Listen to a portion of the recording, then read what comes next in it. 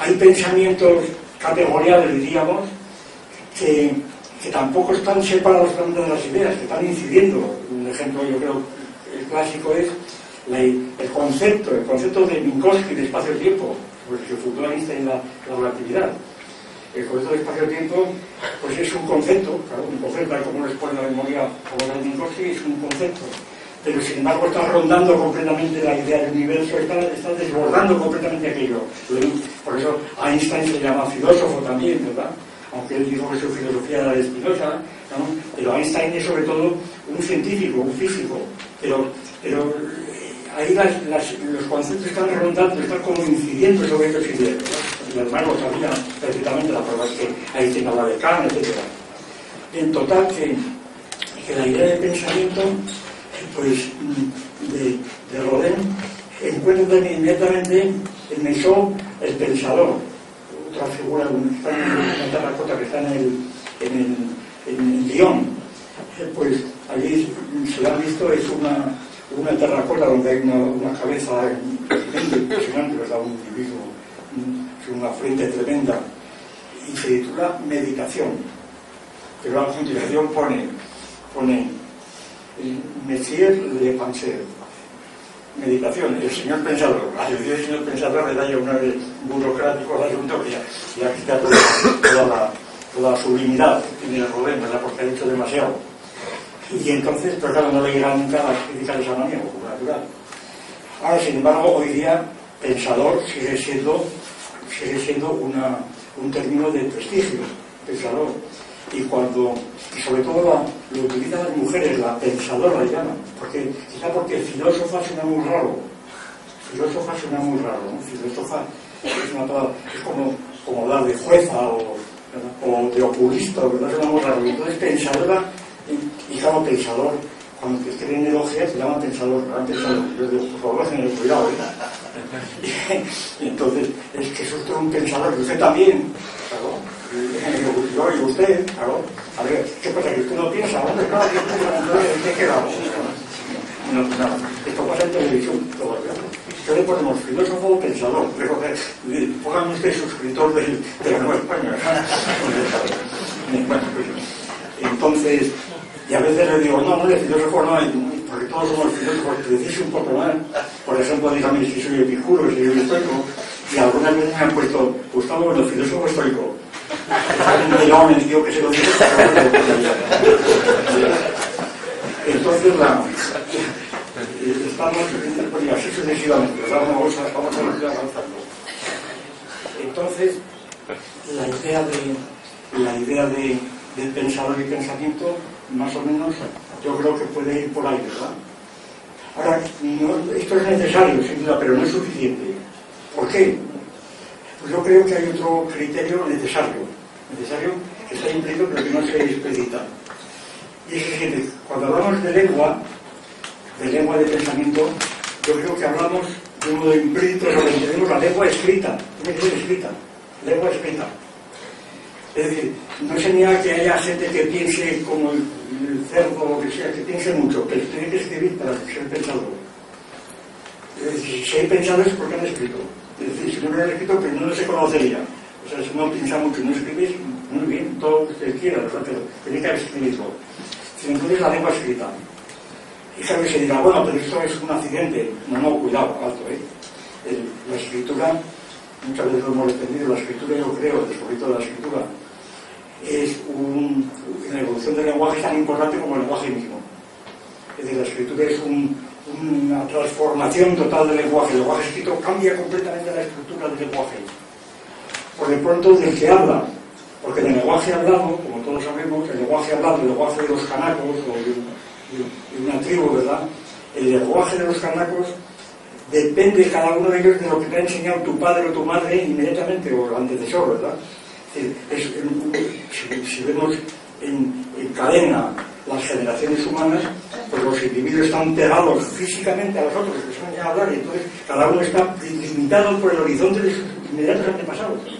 Y entonces no puede ver más allá de ellos. Y por consiguiente, el lenguaje se desempeña en unos territorios muy limitados y totalmente donde el individuo pues está enteramente subordinado al otro. Pero cuando se descubre la escritura, pues por de pronto podemos comunicarnos con gentes que han escrito hace 3.000 años, ¿verdad? Hoy podemos leer, qué sé yo, podemos leer Aristóteles y tenerlo en la biblioteca a Aristóteles y al lado Einstein, ¿verdad? Y igual me da Aristóteles que Einstein, están los dos igual, están ahí. Y tanta relación tengo yo con Einstein como con Aristóteles, porque no he conocido a Einstein, pero exactamente igual. Aristóteles es un libro y Einstein es todo un mundo de libros, ¿verdad? Y eso es una cosa completamente nueva, ¿no? Totalmente sorprendente, vamos, sorprendente. Entonces el lenguaje te permite saber mucho más que tus antepasados, ¿verdad? Nosotros sabemos mucho más de Tutankamón que lo que podían saber los griegos o los medievales, sabemos muchísimo más. Y claro, y el lenguaje escrito además cambia completamente la estructura de las palabras y sobre todo permite la confrontación de diferentes idiomas.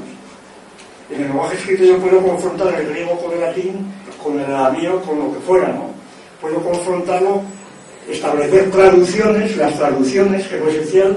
En las traducciones es cuando uno se da cuenta de los límites de cada lenguaje, de cómo es posible la traducción. Bueno, esto es ahí, para hablar distintamente, pero ustedes lo conocen. De un modo u otro, vamos, por lo menos la tesis que no tenemos, para pelear, para decir simplemente no demostrar y decir por dónde voy. Lo que los lingüistas llaman Sagen und Werten, palabras y cosas. Para poder traducir tiene que haber objetos físicos. Por ejemplo, si no hay nada que hacer, ¿verdad? Objetos físicos, que pueden ser expresiones de la cara o lo que fuera, o del Darwin, de las emociones, ¿no? Entonces, en los mapas de los atlas lingüísticos, todo el mundo sabe que te pintan un vaso y luego te ponen en alemán, en francés, en griego, etc. la palabra vaso. Y entonces, a través del vaso vas correlacionando unas palabras con otras, pero que no son las mismas, como sabemos. Un ejemplo clásico que ponemos muchas veces es el ejemplo de leña, madera, que tenemos que ver con nosotros, madera, materia, ¿verdad? Leña, madera, pues bosque, selva. Este campo semántico se pone al francés, entonces parte de la leña y la madera quedan englobados en el concepto de bois, otros quedan englobados en el concepto de forêt. Si lo pones en alemán, la división es distinta, es decir, no hay encaje entre unos y otros, no hay encaje.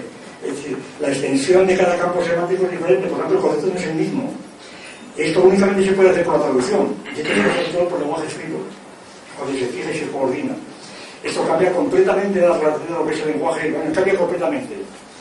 Y claro, concretamente lo que llamamos filosofía aparece en el lenguaje, y el pensamiento aparece generalmente en el lenguaje. Por lo tanto, la escritura, quiero decir, no es una superestructura del lenguaje hablado, idea a la que tienen los gramáticos por razones de que Saussure y los gramáticos consideran el lenguaje hablado como el lenguaje por antonomasia, y la escritura es como una especie de taquigrafía del lenguaje hablado, sin reconocer la sustantividad que tiene la escritura, una escritura distinta completamente.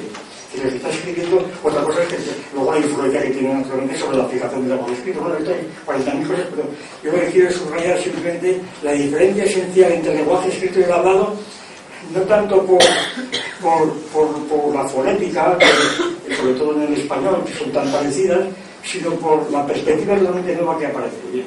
Todo lo que digo es que lo que llamamos pensamiento se refiere al pensamiento en lenguaje escrito. Y con otra condición más, y ya voy terminado porque la análisis puede seguirse más. Otra condición, y es que lo que llamamos pensamiento tiene que ser, lo que llamamos pensamiento hoy día, en los grandes pensadores, en las listas que se dan, tiene que ver, yo creo, con pensamientos cuyo contenido sea efectivamente de ideas, con mayúsculas, de que no sea únicamente científico, categorial, aunque se base en él, claro, porque está sobreentendido que el lenguaje de segundo orden, que llamamos el lenguaje pues de ideas, presupone el anterior. Es decir, las ideas no vienen del cielo ni de la tierra, ¿no? Ni de la cabeza, vienen de las ciencias particulares de las técnicas, ¿no? Vienen de ahí, exclusivamente de ahí, por lo menos de la perspectiva materialista. Si yo tengo una idea es porque antes, si yo tengo la idea de evolución, es porque antes pues he tenido algún instrumento técnico de